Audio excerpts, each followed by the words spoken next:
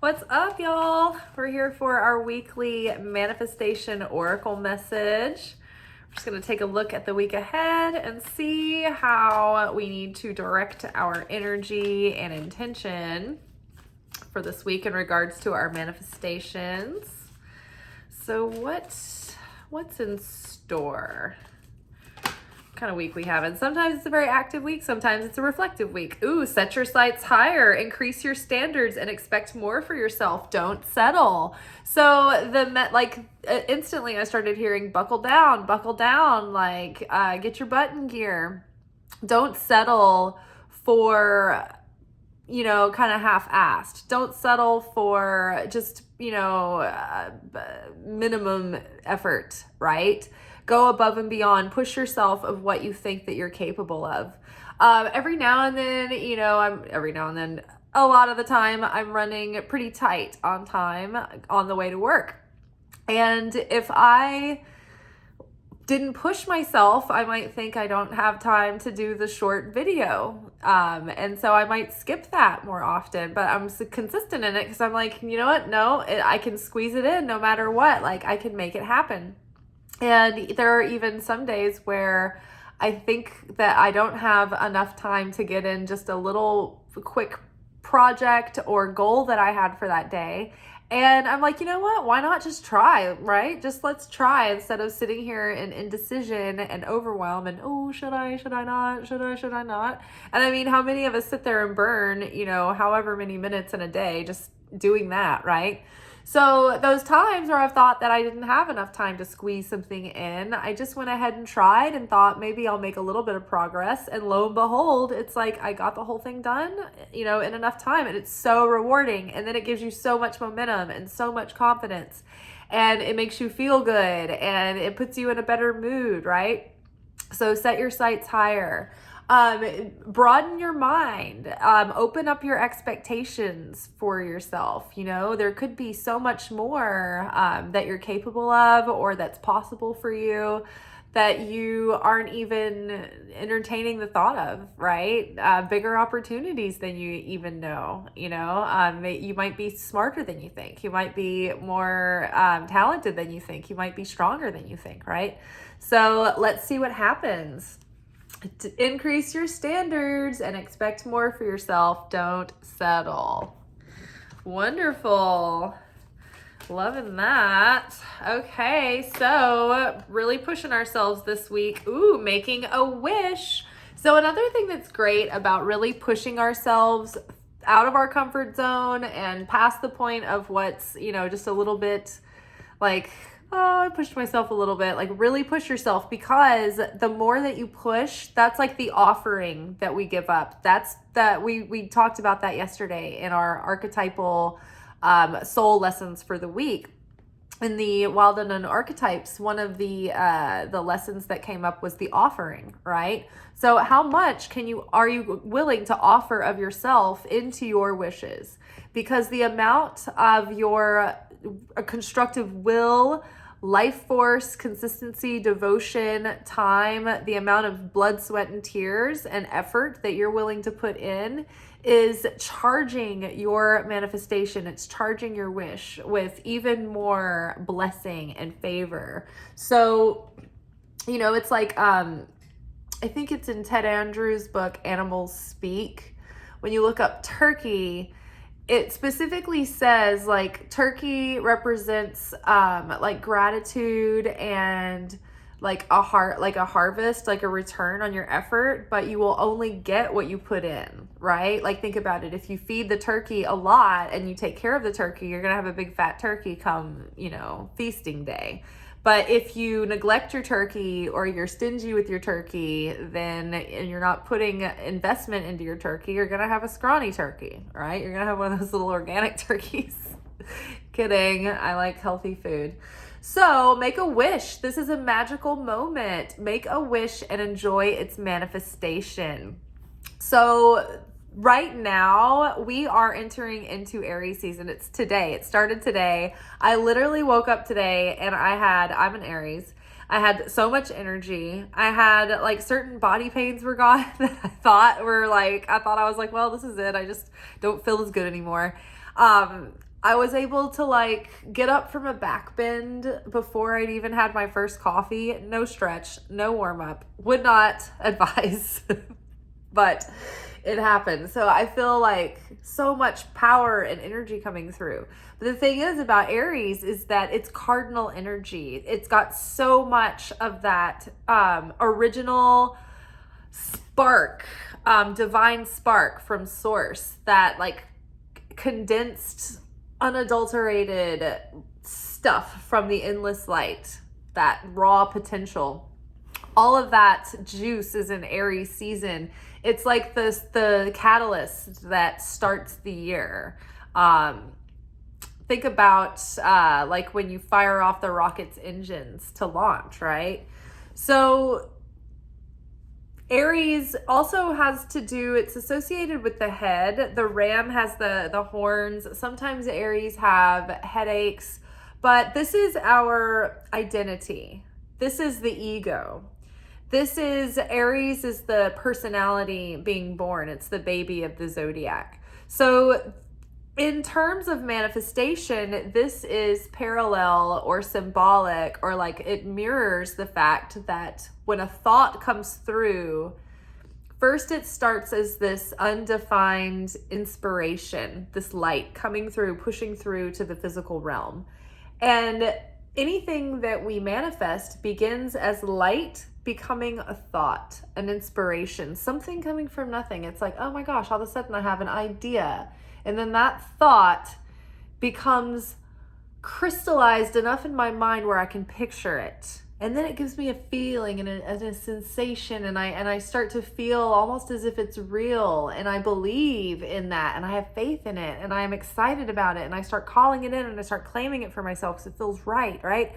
So that's how the magic happens. And so Aries energy right now is like that most potent spark of light that comes through in the ideas realm. So this is the perfect time right now to use that creative power intentionally to manifest your dreams and your goals. Visualize what you want to see spark into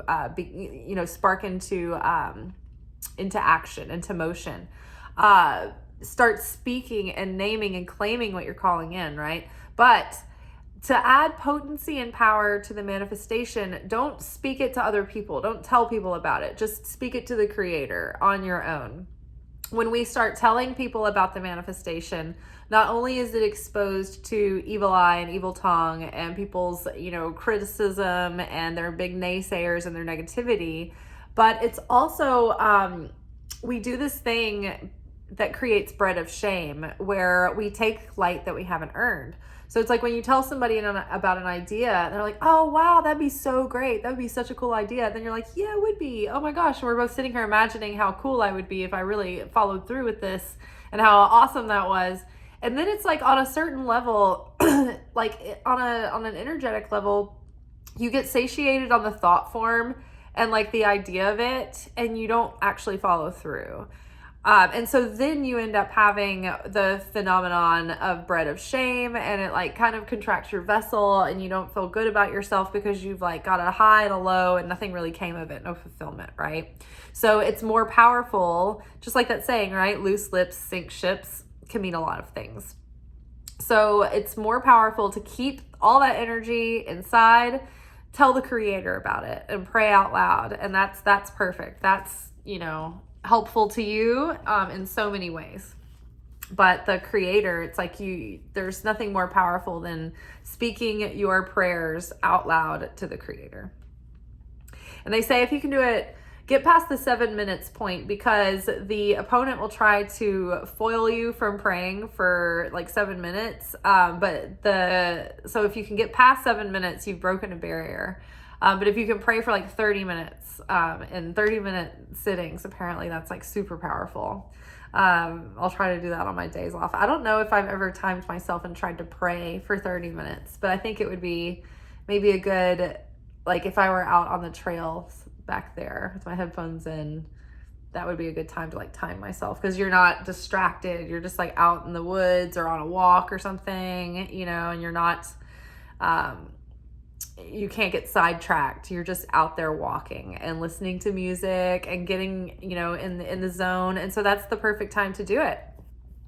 Okay, healing the heart chakra, healing and opening was in our energy forecast for the week on Sunday. So you guys, lots of great videos to watch. You've got the weekly energy oracle forecast, and then you've got the weekly soul assignments. And then now we have our manifestation reading. So heart chakra healing has come up, and we've talked about it every night this week. And so working with the color green can be healing and activating for the heart. And to work with green, literally, it's like just having green around, absorbing the beauty of it through your eyes, looking at things that are green, putting green fabrics around. If you have green clothing, if you have green underwear, if you can wear a green stones or work with green stones, that's great. If you can put a green stone, especially a malachite, over your heart chakra, that is very healing and very soothing. If you have a stone pouch, you can wear it over your heart chakra. If you have a sports bra, you can throw it in your sports bra. And that's a nice way to do it. Although sometimes I get worried about putting crystals in my bra because sometimes they fall out and I don't want them to break. So be advised. So work with the color green. That helps open the heart. It helps creativity. It helps fertility and everything that has to do with that heart chakra. Now, interestingly enough, this morning, the Daily Zohar portion was about healing the head or opening the heart. And okay, so this is basically the gist of the video. If you are like, what is the Zohar? Zohar is the commentary on the Torah that is the most esoteric and metaphysical. It's about the spiritual application and underlying meaning of all of the first 5 books of the Bible. There are 4 ways to interpret the Torah. There's like the surface level of like, this is the moral of the story kind of thing. There's like an emotional, like heart level of the way that the story can be addressed, moral and all that. And then the soul application, which is how does this transform your soul? What do you do with this information as far as like the way that it concerns your soul? And then there's the spiritual side of it, which is completely symbolic, and it's about what's the spiritual technology of the inner workings of the cosmos and the human soul, and the technology that we use and the rituals that we use, the practices that we use to ascend our soul and transcend our demons and overcome them and claim our cosmic divine sovereignty. It's the path to Christ consciousness. So heart healing the chakras. Oh, so basically the Zohar is the text that goes into that interpretation. So there is a portion of text that goes in order, like the portions of the Bible, there's a portion for every day that goes in order around the year. And the Zohar, like on Kabbalah.com, they have a daily Zohar portion that corresponds to that portion of the Torah that goes with each day of the year. And so it just so happens that today, the daily Zohar portion was about healing the heart and opening the heart. And so basically the lesson was that in order to open the heart, ironically enough, we have to open the mind. Because like we were just talking about, the mind is the seed level. The idea is what comes in first. And then our thoughts inform our feelings. We start thinking our thoughts and then they make us feel things, right? And that affects our emotions. So if we have a closed off heart and our heart is shut down, or it's bitter, or it's sour, or in pain, or in fear, or wary or guarded. It's like, okay, check in with your thoughts.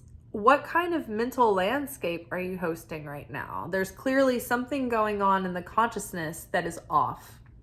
And so, you can observe your feelings, and that's how your feelings can kind of give you information. It's like, okay, it's not that I need to make decisions based on my feelings and be controlled by my feelings. It's observe the feelings, question, like ask what the feelings are showing you or telling you, right? What you can learn from them or what you can gather and take away from those feelings. So, if you want to open your heart, then you have to open your mind. It's like, say, you have a grudge or like someone gets on your nerves really bad. So pretend that, okay, let's think of the coworker that we've all had in our lives at some point or the other who gets on our last nerve. And we've tried to like them, and it's just like there's something that happened and we just can't. And maybe it's just things that have added up. Maybe there's nothing that happened between you. It's just that they're very irritating. And it becomes something that is benign at first, and then it just grows and adds up over time. And you get to where you're just obsessed. You can't think about anything else. Like, they're so annoying the whole day at work. And then it's like all you can think about is you're driving home. You're just trying to shake it off. You're trying to like take it off and wash it away. But it's just like hosting in your mind, just eating at you. And then you go home and it's with you home and like you think about it, like even sometimes before work. And then if eventually you get divorced and you lose your children and you lose your home and your business falls apart. Because you were just so obsessed with how annoyed you were at this person. And meanwhile, it all started in your mind because it's like these thoughts that just get out of control. And then you start entertaining the thoughts, and the thoughts start like building into these emotions that are angry and raging and like, it's like this irritation. But at the same time, these emotions are bringing all this energy through you. And so even though they're like shitty emotions, it's like still all this energy is like rushing through you and kind of giving you a high, and they're satisfying on some level, and you think like your ego is like, this is benefiting me, this is great, but really it's just like sucking you of all your life force. It's taking away your focus. You are not getting things done. You now have erectile dysfunction. It's like ruining your life. Have y'all ever seen What About Bob?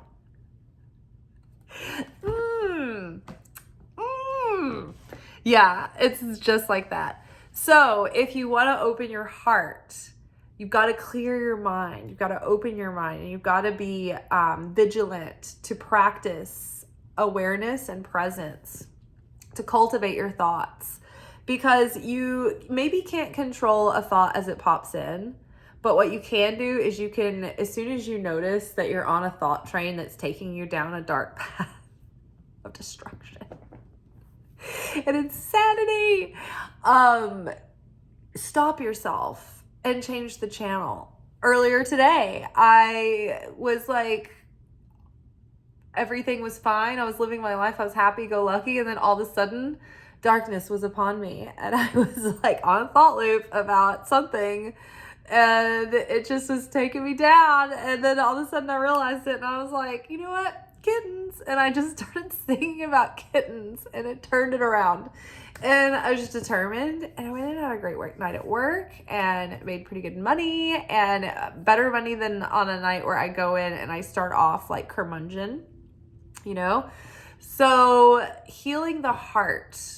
When the heart is closed down, it's like it shuts us off from not just the things that we think we're picking and choosing, but it's like shut, period. So it's not just shutting us off from connection and love and joy and inner peace. It's also shutting us off from opportunity and creativity and creative expression. So healing the heart will do wonders for our potential and the flow of manifestation coming through. And also, just like we were talking about the offering that we give up when we set our sights higher and we put go above and beyond and make all the effort, right? Make double the effort, just as much as you can with all your heart, as you're making a wish, and that makes the wish even more potent. Same for healing the heart. As you heal the heart, as you heal and transcend in your soul and in your consciousness, that adds to that wish juice as well. It adds to the power of that manifestation. It either making it more fulfilling or even more abundant or something about it, but it's adding in to that vortex, that spiritual bank account that you have, that you are accruing through your good works. All right, y'all, last card, and we're getting out of this under 40 minutes today. I'm pretty excited.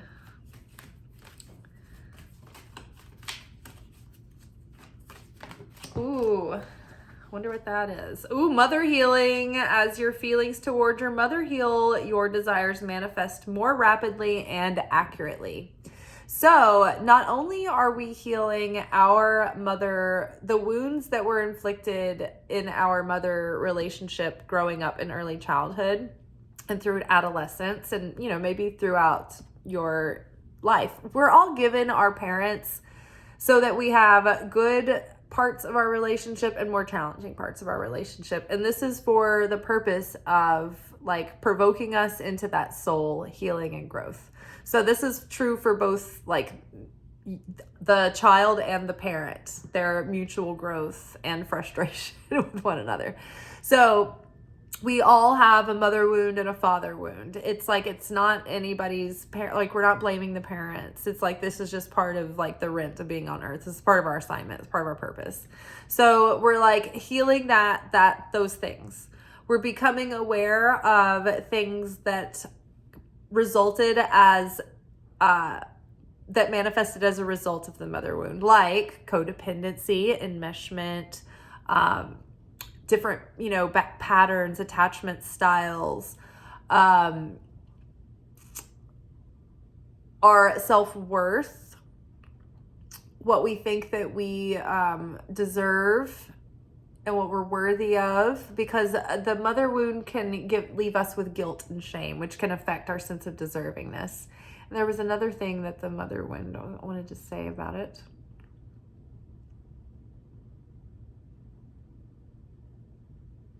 It also affects our money and love, because our self-worth informs how much money we can receive and how much love we can receive. So you're healing your feelings towards your own mother. You're healing like patterns, like subconscious patterns. Childhood post-traumatic stress syndrome and patterns that resulted and, you know, things that manifest as a result of that. So think about like freezing, fawning, running away, avoidance, fighting, being argumentative and combative, limerent in your adulthood. And this can be like, you know, unrequited love and underperforming and feeling like lack of focus and almost like you have ADD kind of thing. So, you know, those are patterns and types of ways that we've been healing that we've all been talking about the last few weeks. Crappy childhood fairy is great for childhood post-traumatic stress syndrome related content. She's like an expert in that, and that helps to really hone in on understanding those things and how they're subtle, but the triggers get set off, and it has to do with like your daily like micro habits. It really affects those. So I would say, like, if you're like, why can't I just get it together? Look into that. Crappy childhood fairy. The other channel that I've been suggesting a lot is the expert on attachment styles. Her name is Thais Gibson, and her channel is the Personal Development School. And by watching her videos, it makes it easier to identify what your attachment styles are and what behaviors and perspectives that you have, that you might recognize those and like things that she talks about, and why you might be motivated to have certain reactions and things. So it really helps with self-awareness and understanding what your triggers and default settings, like why and how they're interconnected and related. And then it helps you deconstruct them and disassemble them. And then you're like, oh, okay, now I can actually choose and not be like on default setting. Like I can make a choice based on what I want in my heart, not like all these chemical, you know, habits, basically. So that, then also, not only have we been healing the stuff in this life with ourselves, like heart, mind, soul, body, strength, nervous system, but we're also breaking generational curses and doing the root healing and like healing the sins of the generation on our mother's side. So we might be the first generation who have done the work to heal something that has been perpetuated or that has been the curse of your mother's side of the family for generation and generation and generation. And so perhaps you have been the person who has put a stop to that. And so there's like ancestral healing that's been going on. It's like when we heal those things, it heals retroactively for the ancestors as well. It elevates the upper realms. And so that's why it's such a big deal when we do the healing here and we elevate. It not only elevates us, but it elevates the upper realms as well.